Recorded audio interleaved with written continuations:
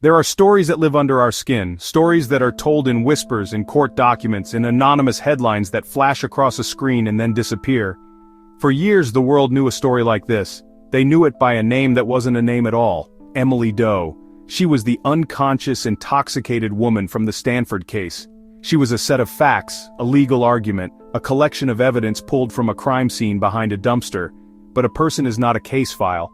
A life is not a headline. And the most powerful stories are the ones that are finally spoken aloud, in the voice of the person who lived them. This is not the story of Emily Doe. This is the story of Chanel Miller.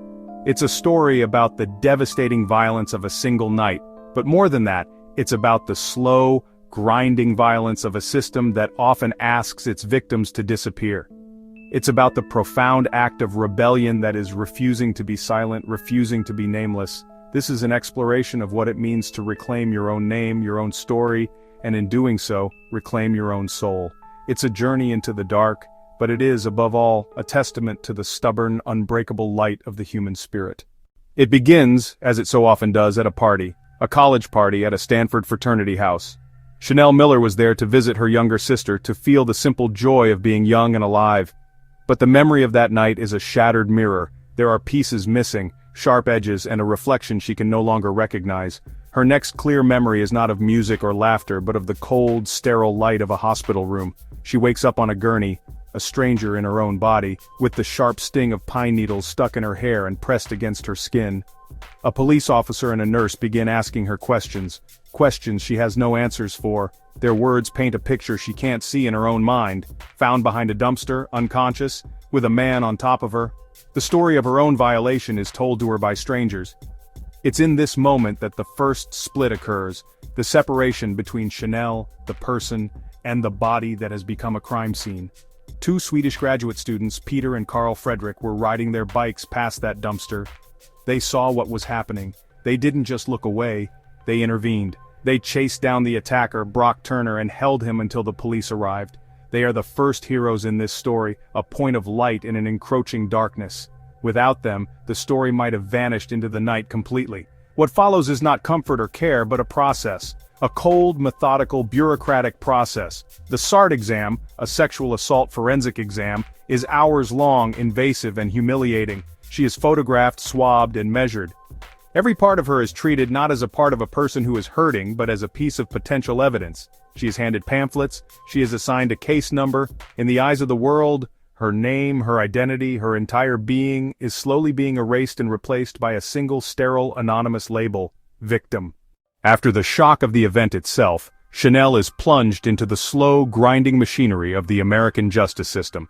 And it is here that a second, more insidious assault begins. She learns the name of her attacker, Brock Turner. He is a star swimmer for Stanford University, an Olympic hopeful, a young man with a bright future.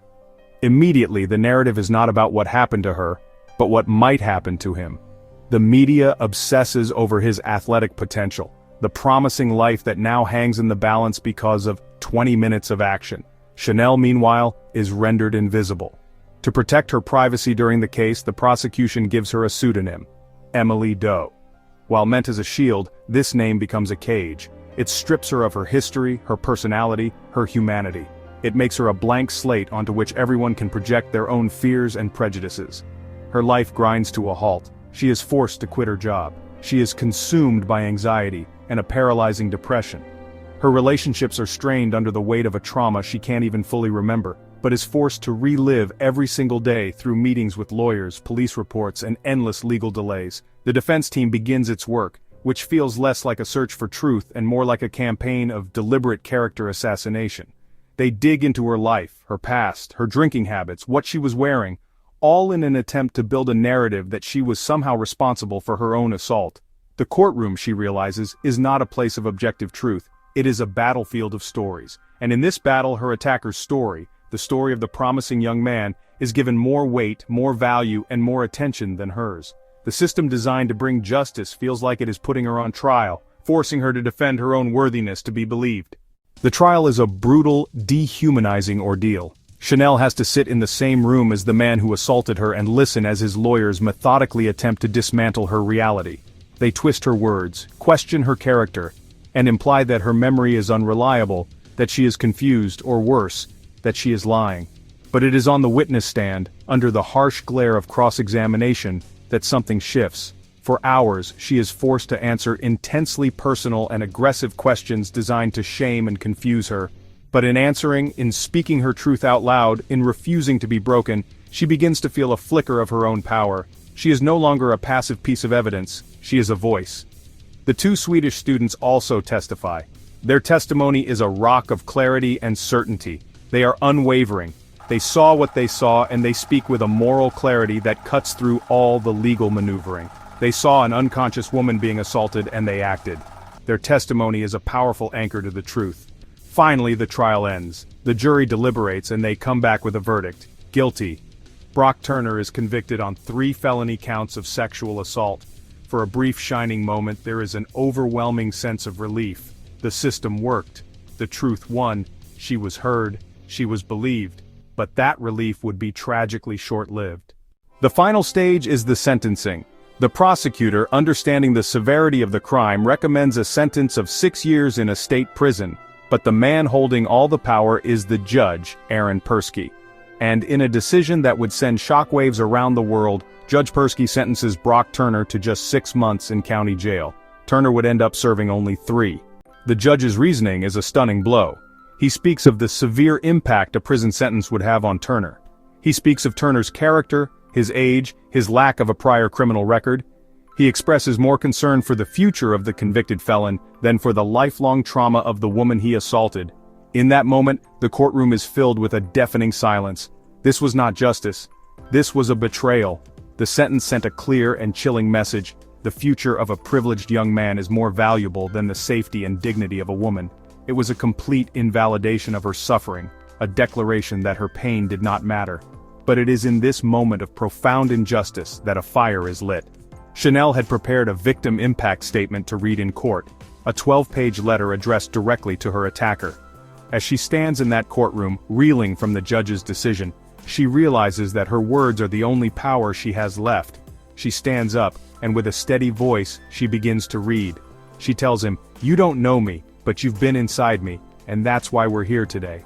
She speaks with raw, unfiltered honesty about the pain, the anxiety, the loss of self, the way he had shattered her world.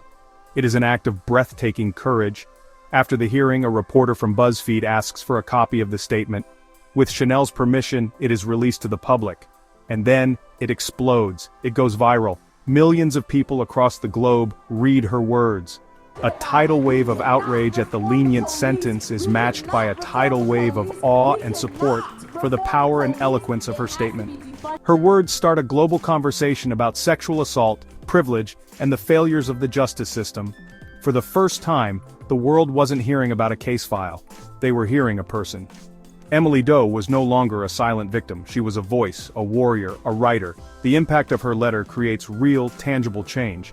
An infuriated public launches a successful campaign to recall Judge Persky from the bench, a rare and powerful statement of accountability. The laws in California are changed, closing the loophole that allowed such a light sentence. Her words, born from immense personal pain, had become a catalyst for a movement. But for Chanel, the journey was far from over. She had to learn how to live with the scars, how to piece her life back together. She turned to her art, to drawing and writing, as a way to process the trauma and find a path back to herself. For years, she remained anonymous, healing in private. But she eventually realized that the final step in her healing was to shed the last remnant of the identity that had been forced upon her. She was ready to let go of Emily Doe.